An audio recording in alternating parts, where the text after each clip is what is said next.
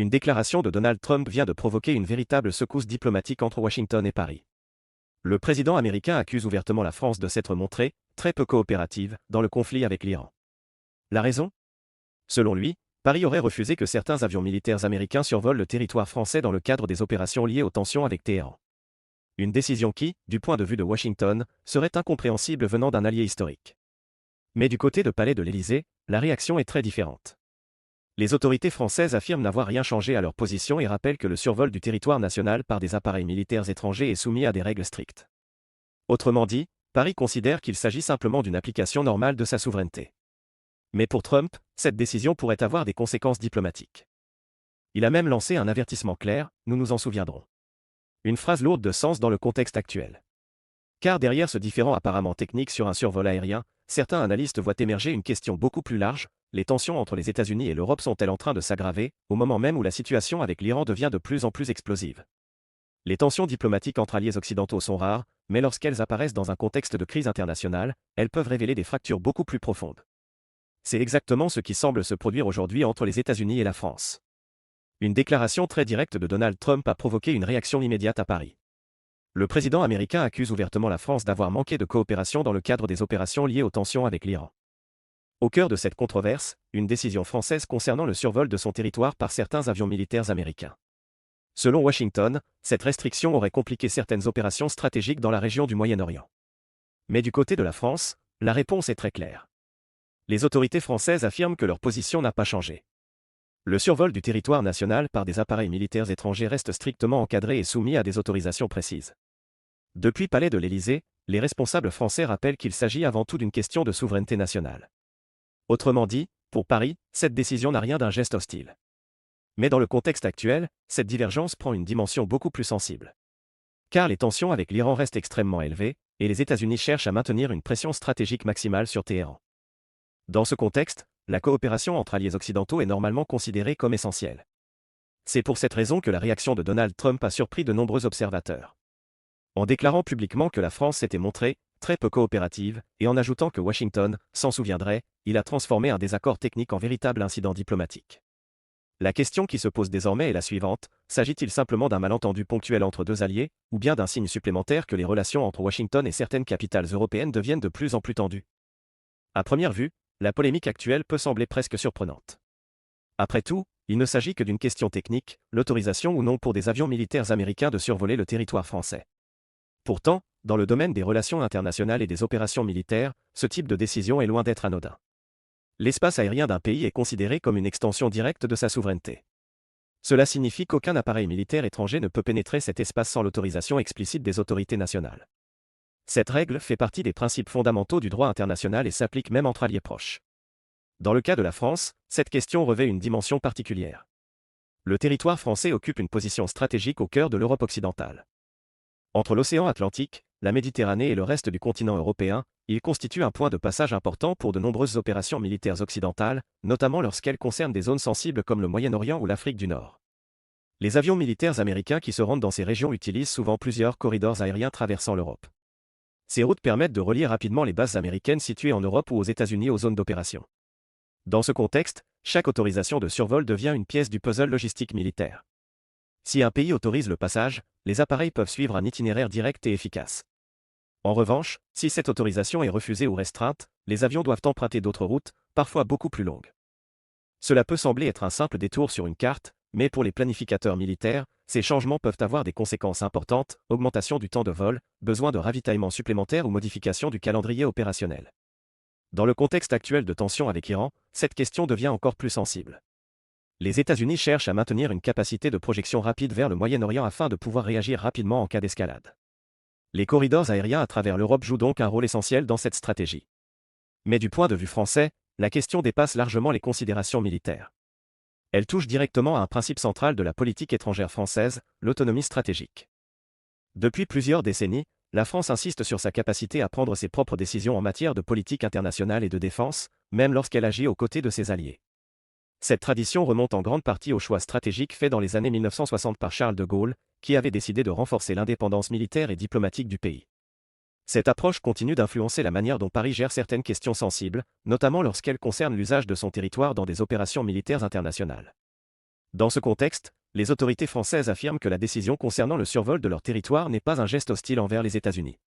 Selon Palais de l'Élysée, il s'agit simplement de l'application normale des règles qui encadrent l'utilisation de l'espace aérien national. Mais du côté américain, la perception semble différente. Dans une période de tension accrue avec Téhéran, Washington attend de ses alliés une coopération maximale. Toute restriction peut donc être interprétée comme un manque de soutien dans un moment stratégique. C'est précisément ce décalage de perception qui explique la réaction particulièrement ferme de Donald Trump.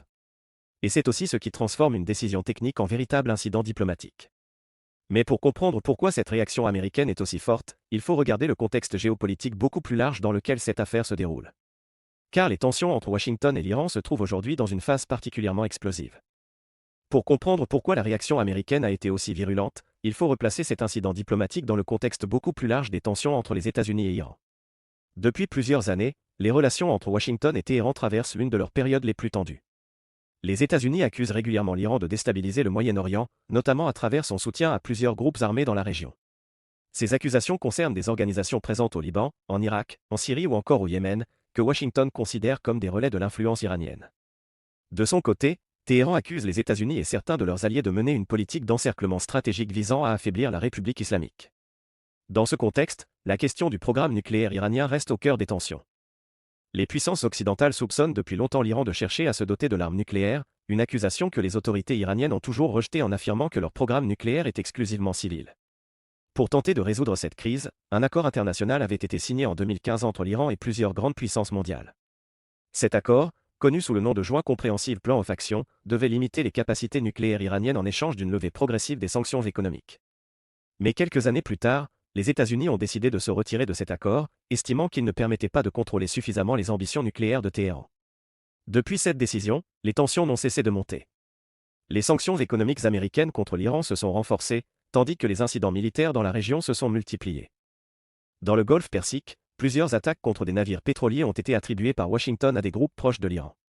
Dans le même temps, les forces américaines ont renforcé leur présence militaire dans la région pour dissuader toute escalade. Dans ce contexte extrêmement fragile, chaque décision diplomatique ou militaire peut être interprétée comme un signal politique. Et c'est précisément ce qui rend l'incident avec la France particulièrement sensible. Du point de vue de Washington, les opérations militaires ou logistiques liées à la pression exercée sur l'Iran nécessitent une coopération étroite entre alliés occidentaux. Les États-Unis s'attendent donc à ce que leurs partenaires facilitent les mouvements militaires lorsque ceux-ci s'inscrivent dans un contexte stratégique commun.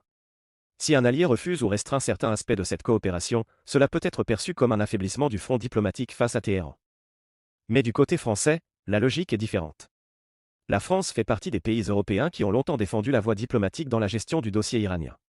Paris a soutenu l'accord nucléaire de 2015 et continue de plaider pour une solution négociée afin d'éviter une escalade militaire dans la région. Dans cette perspective, les autorités françaises cherchent souvent à maintenir un équilibre entre leur alliance avec les États-Unis et leur volonté de préserver des canaux diplomatiques avec l'Iran. Cette approche peut parfois créer des divergences avec Washington, notamment lorsque les États-Unis adoptent une stratégie plus confrontatrice. C'est ce décalage stratégique qui explique en grande partie la tension actuelle. Pour les États-Unis, la priorité est d'exercer une pression maximale sur Téhéran. Pour la France, la priorité reste d'éviter une spirale militaire incontrôlable au Moyen-Orient. Et lorsque ces deux visions se rencontrent dans un moment de crise, un simple incident technique, comme une autorisation de survol aérien, peut rapidement devenir un sujet de confrontation diplomatique. Mais derrière cette divergence se cache peut-être une question encore plus large, celle des relations entre Washington et l'Europe dans un contexte international de plus en plus tendu. Au-delà de la question militaire ou diplomatique, la réaction de Donald Trump doit aussi être analysée sous un angle politique. Lorsque le président américain déclare publiquement que la France s'est montrée très peu coopérative, et qu'il ajoute que les États-Unis s'en souviendront, ce type de déclaration n'est jamais anodin dans les relations internationales. Dans la diplomatie classique, les désaccords entre alliés sont souvent traités de manière discrète, par des discussions privées entre gouvernements. Mais Trump a toujours eu une approche différente de la communication politique. Depuis le début de sa carrière politique, il utilise régulièrement des déclarations publiques fortes pour envoyer des messages à ses partenaires internationaux. Cette stratégie vise plusieurs objectifs. D'abord, elle permet d'exercer une pression politique sur les gouvernements concernés. En rendant indifférent public, il devient plus difficile pour l'autre partie d'ignorer la critique ou de traiter le sujet uniquement en coulisses. Ensuite, ces déclarations s'adressent aussi à l'opinion publique américaine. Dans le discours politique de Trump, les États-Unis doivent défendre leurs intérêts sans dépendre de leurs alliés.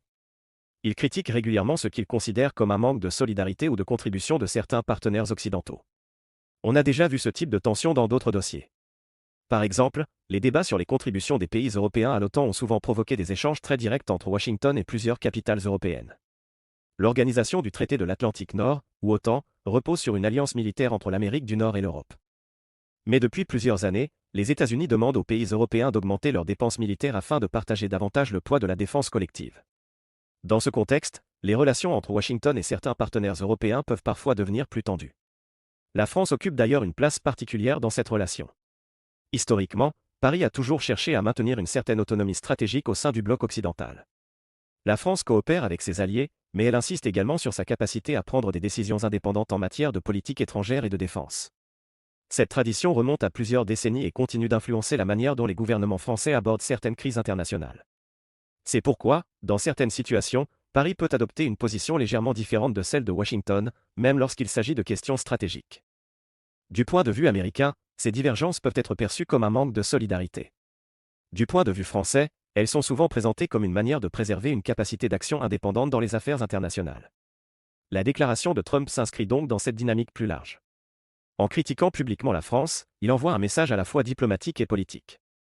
Diplomatique, parce qu'il exprime une frustration réelle face à ce qu'il considère comme un manque de coopération. Politique, parce qu'il renforce son discours selon lequel les États-Unis doivent agir avec fermeté face à leurs adversaires, et parfois même face à leurs alliés. Mais cette tension ponctuelle soulève aussi une question plus large. Les relations entre les États-Unis et l'Europe sont-elles en train de changer dans un contexte international de plus en plus instable? L'incident diplomatique provoqué par les déclarations de Donald Trump ne peut pas être analysé uniquement comme un simple désaccord ponctuel entre deux gouvernements. Pour de nombreux analystes, il reflète en réalité une évolution plus large dans les relations entre les États-Unis et certains pays européens. Depuis plusieurs années, ces relations connaissent des phases de tension régulières sur plusieurs sujets stratégiques. Le commerce international, la défense, la politique énergétique ou encore la gestion des crises internationales ont parfois donné lieu à des divergences importantes entre Washington et certaines capitales européennes. L'un des exemples les plus visibles concerne les relations commerciales. Les États-Unis ont à plusieurs reprises accusé l'Union européenne de profiter du marché américain tout en imposant des restrictions ou des barrières à certains produits américains. Ces accusations ont parfois conduit à des menaces de sanctions commerciales ou à des négociations particulièrement tendues entre les deux rives de l'Atlantique. Mais les tensions ne concernent pas seulement l'économie. Dans le domaine de la défense, les débats autour du rôle de l'OTAN ont également alimenté certaines frictions. Les États-Unis demandent depuis longtemps aux pays européens d'augmenter leurs dépenses militaires afin de contribuer davantage à la sécurité collective de l'Alliance. Certains gouvernements européens ont répondu à cet appel, mais d'autres ont parfois été critiqués par Washington pour leur niveau de dépenses jugé insuffisant. Dans ce contexte, la France occupe une position particulière. Depuis plusieurs décennies, Paris défend l'idée d'une autonomie stratégique européenne. Cela signifie que l'Europe devrait être capable de défendre ses intérêts et de mener certaines opérations militaires sans dépendre exclusivement des États-Unis. Cette vision ne remet pas en cause l'alliance transatlantique, mais elle introduit parfois des nuances dans la manière dont les Européens abordent certaines crises internationales. La question de l'Iran en est un bon exemple. Alors que Washington privilégie une stratégie de pression maximale contre Téhéran, plusieurs pays européens, dont la France, ont longtemps défendu une approche diplomatique visant à maintenir le dialogue avec les autorités iraniennes. Cette différence de stratégie peut parfois créer des frictions lorsque des décisions concrètes doivent être prises. C'est précisément ce qui semble se produire dans l'affaire du survol du territoire français. Pour Washington, refuser ou limiter un survol militaire peut être perçu comme un manque de soutien dans un moment stratégique. Pour Paris, il s'agit simplement de préserver sa souveraineté et sa capacité de décision dans un contexte international complexe. Ce type de divergence n'est pas nouveau dans l'histoire des relations transatlantiques. Mais dans un monde où les tensions géopolitiques se multiplient entre grandes puissances, au Moyen-Orient ou en Asie, chaque incident diplomatique prend une importance particulière. Car il peut révéler les lignes de fracture qui existent au sein même des alliances occidentales. Et dans ce contexte, la question devient encore plus importante, ces tensions ponctuelles entre Washington et certaines capitales européennes sont-elles simplement le résultat de divergences diplomatiques normales, ou bien le signe d'une transformation plus profonde dans l'équilibre des alliances internationales? Lorsque des tensions apparaissent entre alliés, les diplomates cherchent généralement à les contenir rapidement. Dans la plupart des cas, ces désaccords restent limités et sont réglés par des discussions en coulisses. Mais certains incidents diplomatiques attirent davantage l'attention parce qu'ils se produisent dans un contexte international particulièrement tendu. C'est précisément le cas de la polémique actuelle entre Washington et Paris. La déclaration de Donald Trump intervient à un moment où plusieurs équilibres géopolitiques sont déjà fragilisés. Les tensions avec Iran restent extrêmement élevées. Les rivalités entre grandes puissances continuent de s'intensifier dans différentes régions du monde. Et les relations entre les États-Unis et certains partenaires européens connaissent parfois des divergences stratégiques sur plusieurs dossiers. Dans ce contexte, même un incident diplomatique relativement limité peut prendre une dimension plus large. Car les alliances internationales reposent sur un équilibre subtil entre coopération, intérêts nationaux et confiance mutuelle. Lorsque cet équilibre est perturbé, les acteurs internationaux commencent à observer attentivement les réactions des différentes puissances. Pour les États-Unis, maintenir une coalition solide face aux crises internationales est souvent considéré comme un élément essentiel de leur stratégie globale. Mais pour plusieurs pays européens, la priorité reste souvent de préserver leur marge de manœuvre diplomatique. La France, en particulier, a souvent défendu une approche qui cherche à maintenir un équilibre entre alliance et indépendance. Dans cette perspective, les autorités françaises rappellent régulièrement que leur politique étrangère repose sur leurs propres décisions souveraines. Cela signifie que même dans le cadre d'une alliance militaire ou diplomatique, Paris peut choisir d'adopter une position différente sur certains dossiers. C'est ce type de divergence qui semble apparaître aujourd'hui dans la gestion de la crise liée à l'Iran. Pour Washington, la priorité est d'exercer une pression maximale sur Téhéran. Pour Paris, la priorité reste souvent d'éviter une escalade militaire qui pourrait déstabiliser davantage le Moyen-Orient. Ces différences d'approche ne signifient pas nécessairement une rupture entre alliés. Mais elles peuvent parfois créer des tensions diplomatiques visibles, surtout lorsque ces désaccords sont exprimés publiquement. Dans le cas présent, la phrase prononcée par Trump, « Nous nous en souviendrons », a attiré l'attention parce qu'elle laisse entendre que Washington pourrait considérer cet incident comme un précédent dans ses relations avec Paris. Il est toutefois probable que les diplomates des deux pays chercheront rapidement à calmer la situation. Les relations entre la France et les États-Unis restent parmi les plus anciennes alliances stratégiques du monde occidental. Mais cet épisode rappelle une réalité fondamentale des relations internationales, même entre alliés, les intérêts nationaux peuvent parfois diverger. Et dans un monde où les tensions géopolitiques se multiplient, ces divergences peuvent parfois apparaître au grand jour. Au premier regard, la polémique entre Washington et Paris pourrait sembler être un simple désaccord technique sur une autorisation de survol aérien. Mais lorsqu'on analyse les déclarations publiques de Donald Trump et la réponse des autorités françaises depuis le palais de l'Élysée, on comprend que cet épisode s'inscrit dans un contexte diplomatique beaucoup plus complexe. La crise actuelle avec l'Iran, les divergences stratégiques entre Washington et certaines capitales européennes, et les débats autour de l'autonomie stratégique de l'Europe créent un climat où chaque incident diplomatique peut prendre une importance particulière. Pour les États-Unis, la priorité reste de maintenir un front international solide face à Téhéran. Pour la France, la priorité est souvent de préserver sa souveraineté diplomatique et d'éviter une escalade militaire incontrôlée dans une région déjà extrêmement instable. Ces deux objectifs ne sont pas forcément incompatibles. Mais ils peuvent parfois conduire à des décisions différentes. Et lorsque ces divergences apparaissent au grand jour, elles révèlent la complexité des relations entre alliés dans le monde actuel.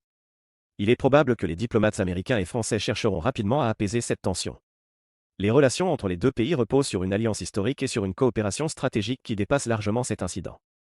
Mais cet épisode rappelle une chose essentielle, dans les relations internationales, même les alliances les plus solides peuvent connaître des moments de friction lorsque les intérêts nationaux et les stratégies diplomatiques divergent. Et dans un contexte international marqué par de nombreuses crises simultanées, chaque décision politique peut avoir des répercussions bien au-delà de son apparence initiale. Maintenant, j'aimerais connaître votre analyse. Pensez-vous que cet incident entre les États-Unis et la France est simplement un désaccord diplomatique ponctuel, ou bien le signe que les tensions entre Washington et certaines capitales européennes sont en train de s'accentuer? Dites-le moi dans les commentaires. Et si vous voulez comprendre les grandes crises géopolitiques qui façonnent l'actualité internationale, pensez à vous abonner à la chaîne. Ici, nous analysons les tensions internationales avec des faits, du contexte et une vision globale.